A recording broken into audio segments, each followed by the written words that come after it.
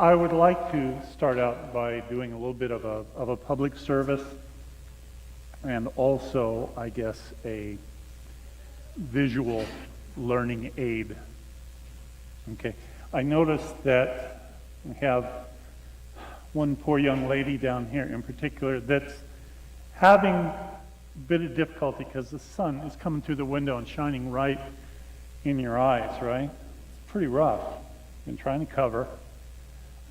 Okay, so you got the sun shining in your eyes, and then let's say I come along here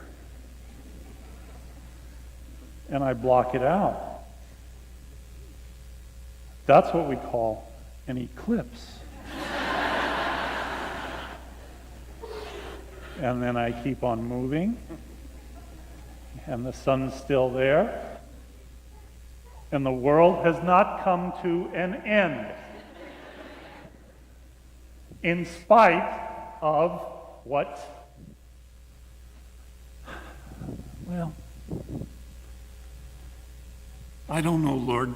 You must like stupid people because you sure made a lot of them.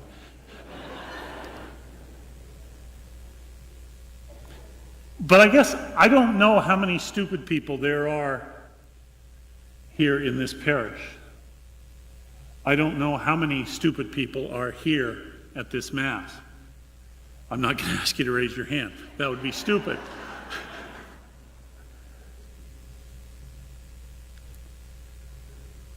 And I felt like I needed to say this now, in the middle of Mass, because I don't know what percentage of the stupid people in our parish come late to Mass. And I don't know what percentage of the many, many people who seem to leave Mass early we would put into the category of stupid, but I'll just be that as it may. I thought maybe I'd catch you now. So, those of you who don't realize how stupid you are, please listen. Please, tomorrow, if you don't have the proper protection, please don't look at the sun. Please. It will harm your eyes. Even if there's just a little bit of the sun showing.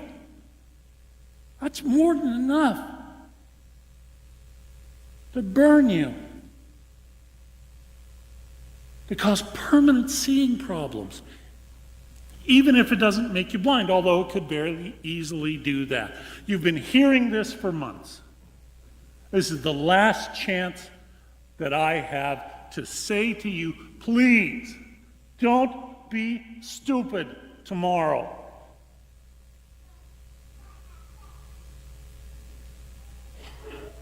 It's bad enough if you have to go through life stupid. Don't go through life stupid and blind. Okay? But the fact is, we are stupid. Probably just about all of us. The time we're very young. Mom or dad says to us, don't touch that, it's hot. What do? We touch it. Don't push that button. We push it. The paint is wet. Don't touch it. Touch it anyway. Don't text and drive. And boy, we got a lot of stupid people out on the road. And I don't know why so many of you end up right in front of me at a stoplight. But I can tell. When your head is down as the light turns green and you haven't noticed, and I'm being delayed for 2 seconds. We're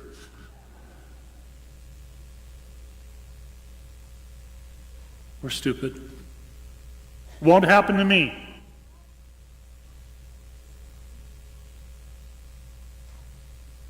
Both my parents died of lung cancer.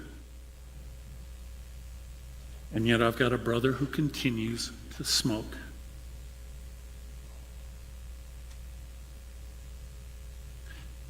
We're all stupid. We're all in denial. We never learn, even though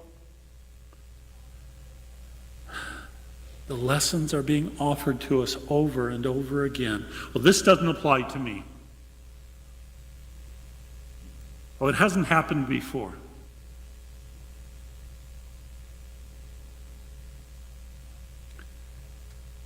We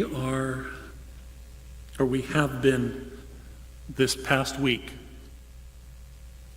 caught up, our attention focused so much on a couple of different things. One, that will quite probably, most of us, will never experience again in our lifetimes. And it's amazing.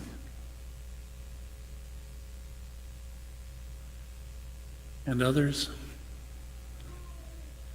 that unfortunately are happening far too often in our lifetimes. And there's no reason for us to think that it won't continue.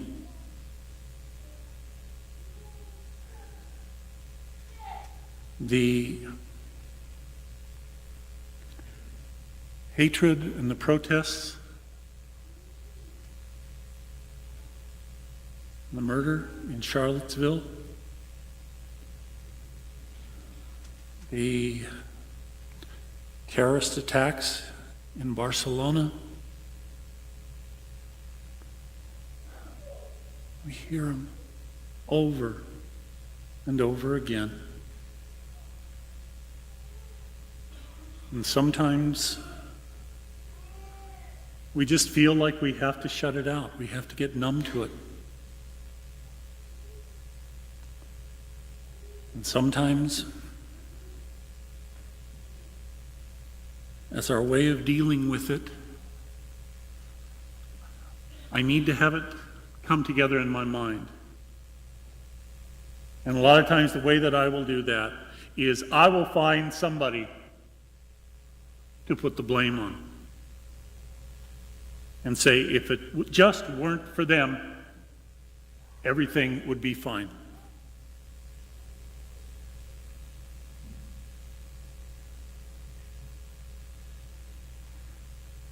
And that's why we have KKK and white supremacists.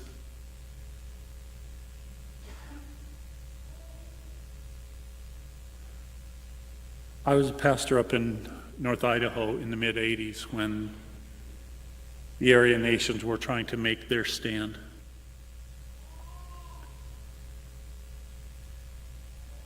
I was there, in fact, when the priest in Coeur d'Alene, Father Bill Wasmuth, was trying to rally the civic and business leaders of Coeur d'Alene to stand up to this. I was in that area, and these idiots bombed Father Bill's house. But I'll tell you, the thing that I learned from him, and it is so in keeping with what Jesus tries to teach us in the Gospels. Bill's motto was, the best way to stand against hate is to stand for human rights.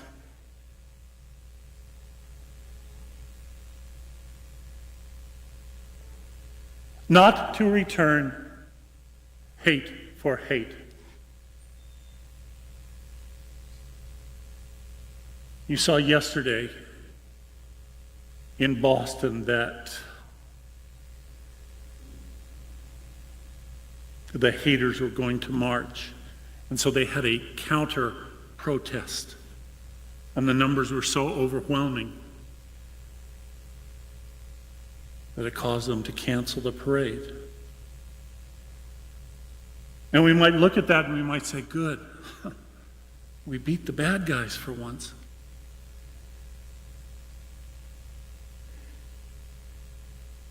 But we've got to make sure that we don't look at others who are bad and use them as a reason to justify our hate.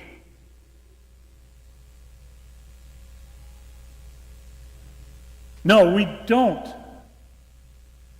stand for what the KKK, the Aryan nations, the white supremacists stand for. But to just be against them is not enough. And if those are people that hate, if we say, well, okay, then I'm going to hate them, we're coming down to the same level. Yes, we have to stand, and we have to stand strong. But we have to stand strong for the good.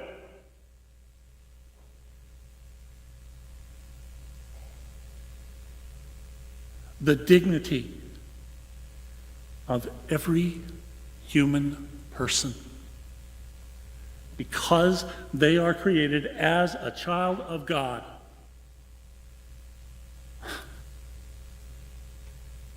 That is the foundation of Catholic social teaching. That is the foundation of our teaching on the sacredness of human life.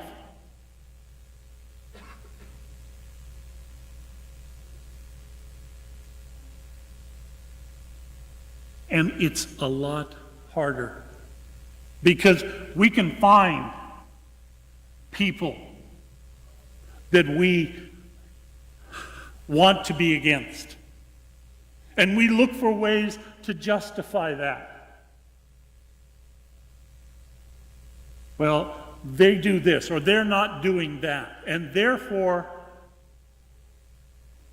I am justified in my hate. I am justified in my prejudice. No, we never are.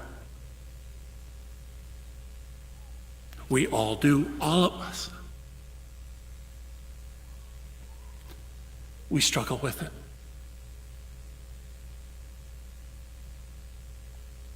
But the fact is, we don't come to church as perfect people. We are the body of Christ, and the body still has a lot of growing to do.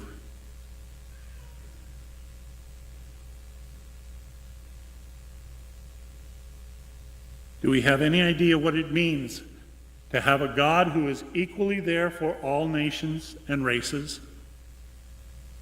Have we forgotten what has been done to Africans, Native Americans, Chinese, in the name of higher ideals?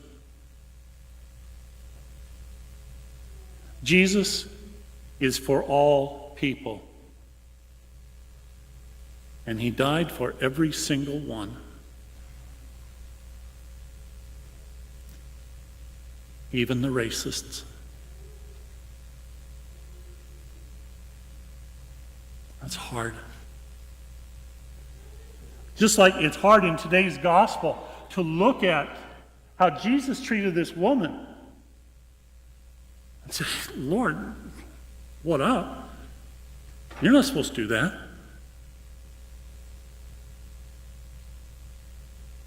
And some would say, well, he was just, reflecting the realities, the outlook, the culture of his time.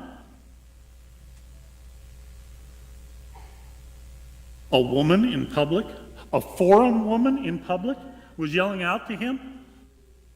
He did the right thing and not even acknowledging her. She was unclean.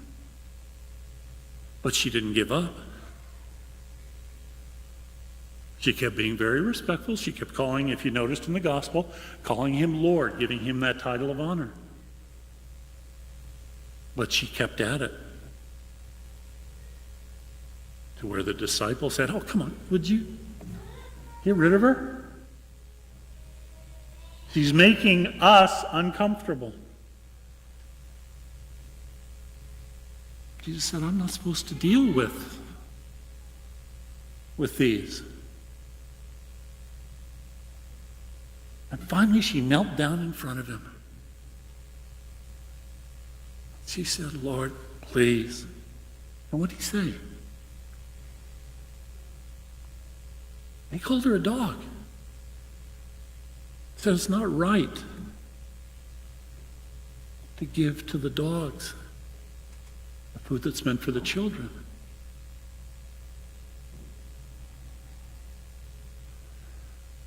You're a woman at this time. You are an outsider. You've just been called a dog. You've just been put down in public. What does she do?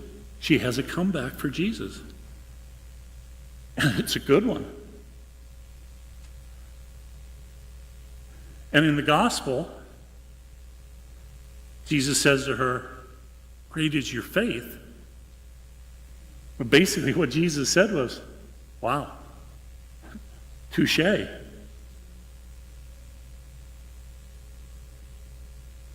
like I said, that's not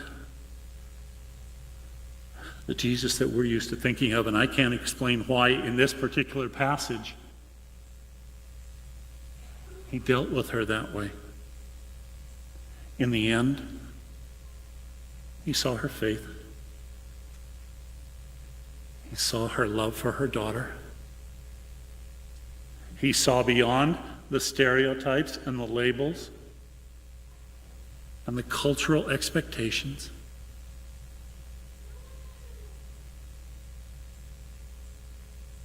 And he brought about healing.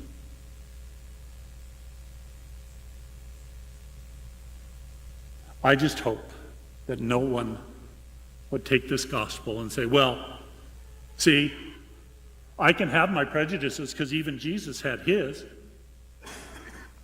Yeah. Children of God,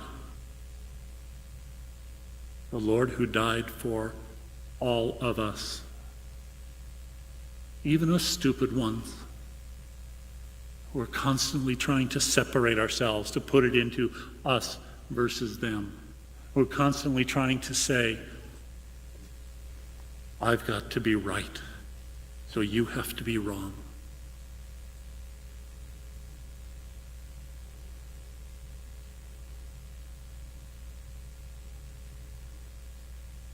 Jesus is for all people, and he died for every single one, even the racists, even us.